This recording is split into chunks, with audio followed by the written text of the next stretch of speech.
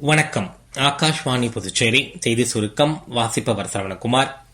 பிரதமர் திரு நரேந்திர மோடி நாட்டு மக்களுடன் தமது எண்ணங்களை பகிர்ந்து கொள்ளும் 126வது மன் கி பாத் எனும் மனதின் குரல் நிகழ்ச்சி ஆகாஷ்வாணியில் நாளை காலை 11 மணிக்கு ஒலிபரப்பாக உள்ளது.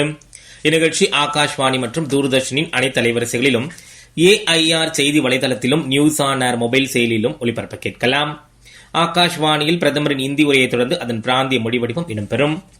சரக்கு மற்றும் சேவை வரி குறைப்பு பொருளாதார வளர்ச்சிக்கு மேலும் உத்வேகம் அளிக்கும் என்று பிரதமர் திரு நரேந்திர மோடி கூறியுள்ளார். சமூக வலைதளத்தில் இக்கருத்தை பதிவிட்டுள்ள அவர் இத்தொடர்பான நிதியமைச்சகத்தின் அறிக்கையும் பகிர்ந்துள்ளார்.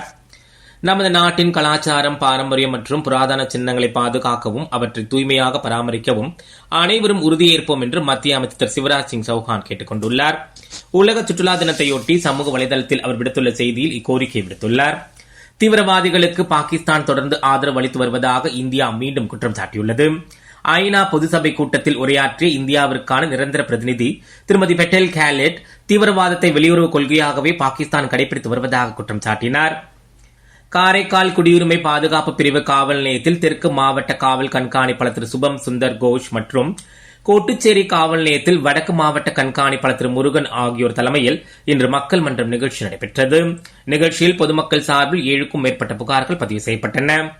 தமிழகம் நோக்கி வீசும் மேற்கு திசை காற்றின் வேக மாறுபாடு காரணமாக நாளை முதல் 3ஆம் தேதி வரை புதுச்சேரி மற்றும் காரைக்கால் பகுதிகளில் மழை பெய்யக்கூடும் என்று சென்னை வானிலை ஆய்வு மையம் தெரிவித்துள்ளது. இத்துடன் செய்தி சுருக்கம் நிறைவு பெறுகிறது.